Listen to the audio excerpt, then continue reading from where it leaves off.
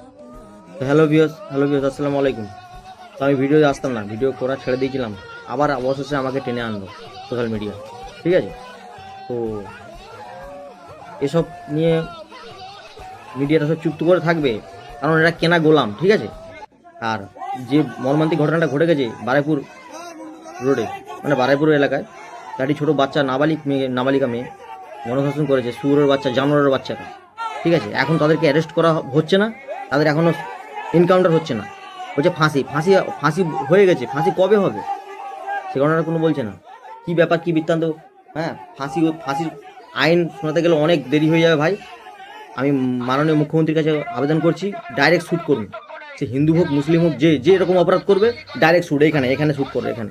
ঠিক আছে, যে হিন্দু হোক আর মুসলিম হোক, যে এরকম জানোয়ারের মতন ব্যবহারটা করবে, আর জানোয়ারের মতন এরকম আচরণ করবে মেয়েদের সঙ্গে, ছোটো ছোটো নাবালিক বাড়ির মেয়েরা এরকম অত্যাচার করে এরকম মেরে ফেলা, ওদের অধিকার কে দিয়েছে? এখন শ্যুট করছেন না কেন? আপনারা শ্যুট করুন।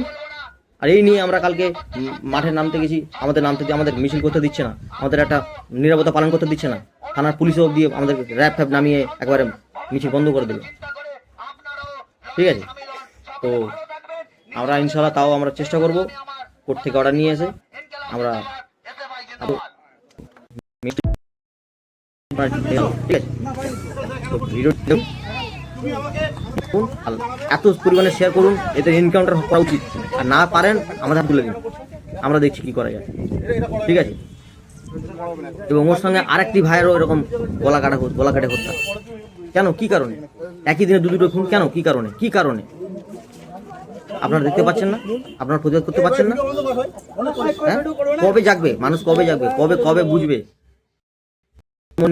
লড়াই করলে আর হবে না। ঠিক আছে, মানে মাঝখান থেকে বসে তালি মারবে, মাঝখান থেকে বসে এরা মজা নেবে, হাসবে, আর আপনারা আমরা পাবলিকে মরবো। এরকম রাজনীতির পাল্লায় পড়ে আপনারা মরবেন, আমিও মরবো, সবাই মরবে।